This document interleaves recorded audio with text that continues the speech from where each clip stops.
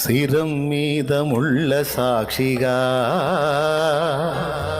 కార్చిన కన్నీళ్ళ సాక్షిగా, ఆ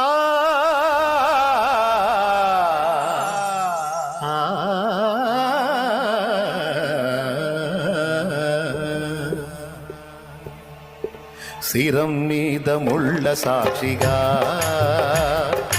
కార్చిన కన్నీళ్ళ సాక్షిగా,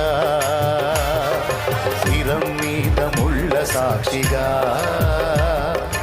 కార్చిన కన్నీళ్ళ సాక్షిగా, పొందిన గాయాల సాక్షిగా, చిందిన రుధిరంబు సాక్షిగా, పొందిన గాయాల సాక్షిగా, చిందిన రుధిరంబు సాక్షిగా, యేసు నిన్ను పిలుచుచున్నాడు, నీ కొరకే నిలిచియున్నాడు. యేసు నిన్ను పిలుచుచున్నాడు, నీ కొరకే నిలిచియున్నాడు. యేసు నిన్ను పిలుచుచున్నాడు, నీ కొరకే నిలిచియున్నాడు.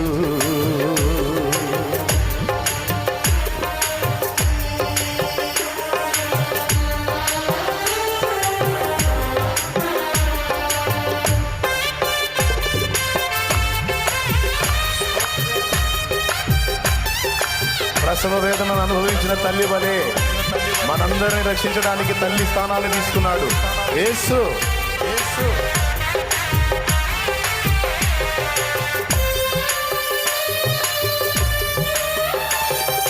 సర్వ పాప పరిహారం కోసం రక్త ప్రోక్షణం అవశ్యమని, సర్వ పాప పరిహారం కోసం రక్త ప్రోక్షణం అవశ్యమని, మనుషులలో ఎవ్వరు బలికి పనికిరారని, పరమాత్ముడే బలి అయి తిరిగి లేవాలని ఆర్య ఋషులు పలికిన వేద సత్యం యేసులో నెరవేరుగా. సర్వ పాప పరిహరో రక్త ప్రోక్షణమవశ్యం, తద్రక్తం పరమాత్మేణ పుణ్యదాన బలియాగం. ఆర్య ఋషులు పలికిన వేద సత్యం యేసులోనే నెరవేరెనుగా. యేసే బలి అయిన పరమాత్మ, శిరం మీద ముళ్ళ సాక్షిగా, కాచిన కన్నీళ్ళ సాక్షిగా, శిరం మీద ముళ్ళ సాక్షిగా, కాచిన కన్నీళ్ళ సాక్షిగా,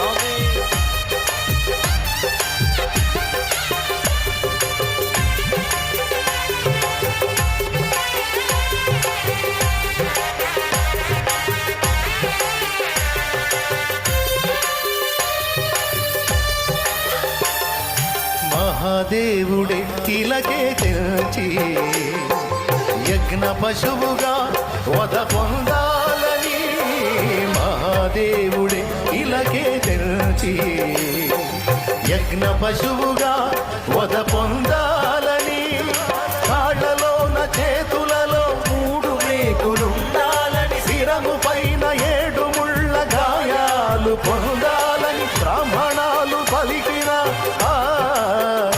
వేద సత్యం క్రీస్తులోనే నెరవేరెనుగా. చత్వారి శృజ్ఞత్రయో అస్య పాదాద్వే శీర్షే సప్త హస్తాసో త్రిదా బద్ధో వృషభో రోరవీతి మహోదేవో మర్త్యాం ఆవివేశ స్థితి. బ్రాహ్మణాలు పలికిన వేదోక్తి క్రీస్తులోనే నెరవేరెనుగా. యేసే మరణించి లేచిన యజ్ఞ పురుషుడురా.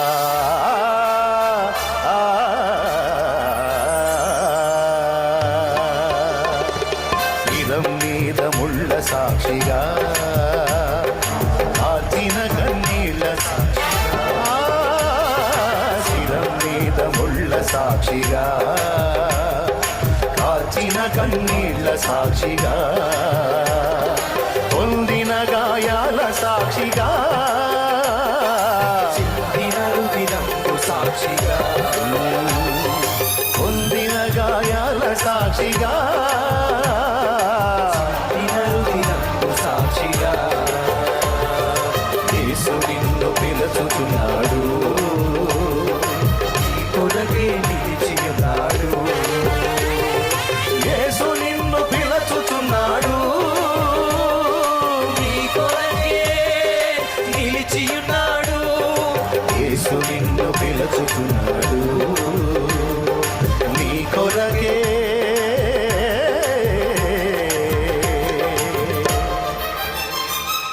నిలచియున్నాడు.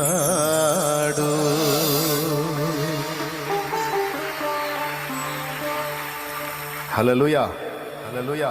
ఏ స్థానాన్ని తీసుకున్నాడు? తల్లి బిడ్డకేమో తన పుట్టినరోజు పండగ రోజు, తల్లికేమో చావుని రుచి చూసిన శ్రమదినం. ఇప్పుడు యేసయ్యకు శ్రమదినం, ఆయన రక్తము ద్వారా విమోచింపబడిన మనకిది పండగ దినం, పర్వదినం. పాప శాప బంధకాల్లోంచి మన విడుదల పొందిన దినం. అందుకే ఏవైనా మొదలు పెట్టినప్పుడు నేను శుక్రవారాన్ని మెయిన్ చేసుకొని మొదలు పెడతా. అంటే శుక్రవారం ఏదో స్పెషల్ అని కాదు, అదేదో శాస్త్రం ప్రకారం అని కాదు. ఆయన నన్ను విమోచించిన వేళ అది శుక్రవారం. అందుకే శుక్రవారం అని నేను అట్లా పెట్టుకొని చేస్తా ఉన్నాను. అది నా ఓన్, నా పర్సనల్. అది అన్ని వారాలు మంచియే మనకి. కానీ నేను ఏదన్నా మొదలు పెడితే బై లక్గా నాకు అదే రోజు సెట్ అయింది. దేవునికి స్తోత్రం. సో ఈ గుడ్ ఫ్రైడే యొక్క వివరణ ఇది. క్లియర్గా మీకు అర్థమైందని నేను అనుకుంటున్నా. ఎంతమంది హ్యాపీగా ఉన్నారు? ఈరోజు మనకున్నటువంటి ధైర్యం, ఆదరణ, ఆనందం లోకానికి లేదు. ఎందుకంటే వాళ్ళు ఇంకా పాపంలోనే ఉన్నారు, పాపం నుంచి విడుదల పొందుకున్నారు. కానీ క్రీస్తులోనికి వచ్చిన మనకి ఇక పాపాల స్పృహ ఉందా? ఇంకా నా పాపం నిలిచి ఉందన్న భయం ఉందా? ఏమైంది నీ పాపం? కల్వరి శిలువలో క్రీస్తు చేత మోయబడింది. ఆయన రక్తము చేత ఈరోజు నేను విమోచింపబడ్డాను. ఇక నా మీద పాపము ప్రభుత్వం చెయ్యదు. అది వాక్యం, అది వాక్యం. ఇక నా మీద పాపం ప్రభుత్వం చెయ్యదు, చెయ్యదు. ప్రభువుకు మహిమ కలుగును గాక. హల్లెలూయా. వాడంటాడు, శిలువ మీద చేతుల్లో 2, కాళ్ళల్లో 1, 3 మేకులు, మేకులు వీక్కోలేనోడు నిన్ను నన్ను ఏం కాపాడుతాడు అన్నాడు. ఒరే, మేకులు పీక్కోవటానికి సిలువెక్కింది, ప్రాణం పెట్టడానికి సిలువెక్కింది. మేకులు పీక్కోలేడు, మేకులు పీక్కోలేడు. మేకులు పీక్కోవటం గొప్ప, చచ్చి తిరిగి లేవటం గొప్ప.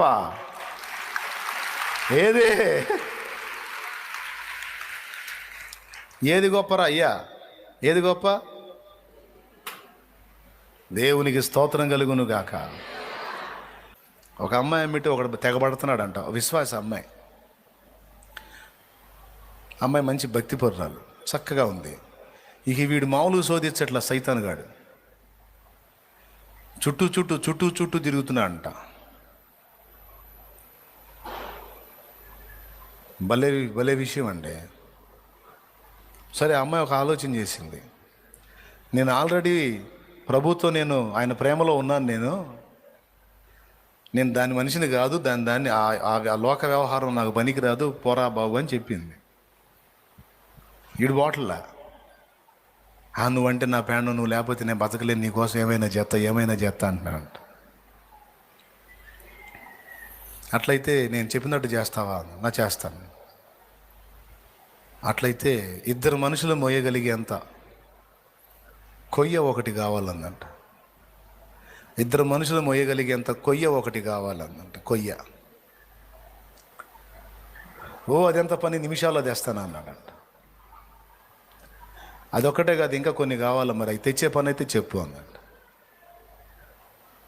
చెప్పు. కొయ్య కావాలి, కనీసం 3 అంగుళాల పొడవు, 4 ఇంచుల పొడవున్న 3 పెద్ద మేకులు కావాలన్నంట.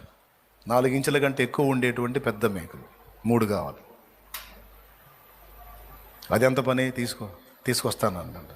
కొయ్య టింబర్ డిపోలో దొరికిద్ది, మేకులు మార్కెట్లో దొరుకుతాయి. ఏమంత చాకిరి. నాకు దాంతోపాటు ఒక ఈట కూడా కావాలి. జంతువుల్ని వేటాడే ఈట ఉంటుంది కదా, ఈట కూడా ఒకటి కావాలంటే అది కూడా సాధిస్తాను నేనని అది కూడా చేయించాడు. కమ్మరి కొలిమిలోకి పోయి ఈట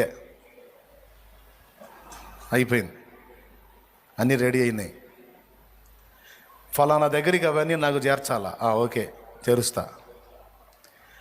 ఒకరోజు అడిగాడు, ఏంది ఇవన్నీ ఇంత రెడీ చేపిస్తున్నావు దేనికి అని? నువ్వు నన్ను ప్రేమిస్తున్నానన్నావు, నా కోసం ఏమైనా చేస్తానన్నావు, అవసరమైతే చచ్చిపోతానన్నావు కదా, అందులోని వాస్తవాన్ని తెలుసుకోవటానికి. వాస్తవాన్ని తెలుసుకోవటం అంటే ఈ కొయ్య మీద నిన్ను పనుండబెడతా, ఈ 3 మేకులతో నీ చేతులు కొడతా, కాళ్ళు కొడతా, ఈ ఈట తీసుకొని ఈ డొక్కలో పొడుస్తా. అంతేకాదు కనీసం 2 అంగుళాల పొడవు ఉన్న ముళ్ళ చేత నీ తలని గుచ్చుతా. ఇవన్నీ నీకు ఇష్టమైతే నిన్ను లవ్ చేస్తా అన్నట్టు. అప్పుడు అన్నాడు, ఇవన్నీ చేస్తే ఎవడన్నా బతికుంటాడా? ఇవన్నీ చేస్తే ఎవడన్నా బతికుంటాడా? నువ్వేదో తెలివిగలదాని అందగత్వం అనుకున్నాను, మెంటల్ దానిలాగా ఉన్నావు నువ్వు. నమ్మకంగా చెప్పావు, ఇంకా నేను నన్ను సాగుగొట్లా. అదేంది లవ్ చేస్తున్నాను అన్నావుగా, కొయ్య మీద బొబ్బో, ఏంది బొబ్బు నేది పిచ్చిదానా? ఇంకా కొరడా కూడా తెమ్మన్నావే, బాధేదానివి. నీకు ఒక దండం, నీ ప్రేమకు ఒక దండం అని అడ్రస్ లేకుండా పత్తా లేకుండా పోయాడు. అప్పుడు చెప్పింది, ఎవరే పిచ్చోడా, ఇవన్నీ నేను ఇంకా చేస్తానంటేనే నీ గుండె జారిపోయింది, ఇక్కడ నీ ప్రేమ బయటపడిపోయింది, దొంగ ప్రేమని. కానీ నా కోసం ఇవన్నీ పొందాడు ఆయన. కొరకే తన ప్రాణము పెట్టిన ప్రేమను చూడమ్మా, నిన్ను చూడక ఉండలేని ఆ ప్రేమే నిజమమ్మా. నీ కొరకే తన ప్రాణము పెట్టిన ప్రేమను చూడమ్మా, నిన్ను చూడక ఉండలేని ఆ ప్రేమే నిజమమ్మా. అందరూ నిన్ను మరచిన గాని మరువని స్నేహితుడే, కొందరిలాగా మధ్యలో నిన్ను విడువని ప్రేమికుడే. అందరూ నిన్ను మరచిన గాని మరువని స్నేహితుడే, కొందరిలాగా మధ్యలో నిన్ను విడువని ప్రేమికుడే. రక్తము పోసి ప్రేమ లేఖ నీకు రాసిన నీ ప్రియుడే, రక్షణనిచ్చి ప్రాణిగా చేసే యేసురాజు గనుడే. కళ్ళ ఎరుగని తెల్ల పావురమపై పైకెగిరావా, కఠినమైన ఈ లోకపు పోగడ కానక ఉన్నావా. ఈయన మాటలు చెప్పాడా, చేసి చూపించాడా? ఏ దశలోనో తెలుసా? మనం అందంగా ఉన్నప్పుడు కాదు, మనం ఆకర్షణీయంగా ఉన్నప్పుడు కాదు, మనం ఇంకా పాపులమై ఉండగానే, మనం ఇంకా ఆయనను ద్వేషించుచుండగానే, మనం ఇంకా ఆయనకు శత్రువులమై ఉండగానే క్రీస్తు యేసు మన కోసము చనిపోయెను. ఏ మంచి చూసి మనలో ఆయన్ని మనం ఇంకా ద్వేషించుచుండగానే, అలాంటి స్థితిలో నువ్వు ఉండగానే క్రీస్తు నీ కోసం చనిపోయాడు. ఆయన్ని ద్వేషిస్తూ ఉండగానే నీ కోసం యేసు చనిపోయాడు. ప్రియమైన దేవుని బిడ్డలారా, ఎందుకో తెలుసా? ఈరోజు ఈ స్థితిలో నా కుమారుడు నా కుమారి ఉన్నారు. ఒకరోజు నన్ను తెలుసుకుంటారు. ఆనాడు నా ప్రేమను బట్టి కన్నీరు మున్నీరు అవుతారు. ప్రభువా, నా కోసం చనిపోయావా? బలవంతుడినా, పరిశుద్ధుడినా, పనికొచ్చేవాడినా, నీకు శత్రువునిగా ప్రభువా? మనం ఇంకా పాపులమై ఉండగానే మన కోసం ఆయన ప్రాణం పెట్టాడు. ప్రియులారా, పాపులమై ఉండగానే మనల్ని చచ్చిపోయేంత ప్రేమిస్తే ఈరోజు ఆ పాప జీవితాన్ని వదిలిపెట్టి ఆయన రక్తంలో కడగబడి పరిశుద్ధులమై ఆయనను సేవించుచు వెంబడించు ఈ దినాన మనల్ని వదిలిపెడతాడా? నిర్లక్ష్యం చేస్తాడా? అది అసంభవం. నీకు అనుమతించే సమస్యలు, శ్రమలన్నీ మహిమ కొరకే.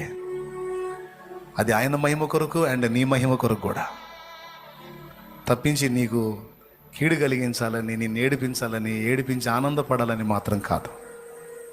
ఒకటి నీ అనుభవం, 2 దేవుని మహిమ, 3 నీకు కూడా మెప్పు, మహిమ, ఘనత కలగటానికి అగ్ని పరీక్షలన్నీ. ఎరిగి ధైర్యం తెచ్చుకో. శ్రమ కొలిమిలోనికి పోనీయకుండా నిన్ను ఆపడు, కానీ శ్రమ కొలిమి అగ్ని నిన్ను కాల్చకుండా నిరంతరం కాపాడటం మాత్రం గ్యారెంటీ. హల్లెలూయా. ఎంతమందికి విశ్వాసం ఉంది? సమస్యలలోనికి వెళ్లకుండా నిన్ను ఆపడు, కానీ వెళ్ళినా అవి నిన్నేమి చేయకుండా మాత్రం నిన్ను సేవ్ చేయగలడు.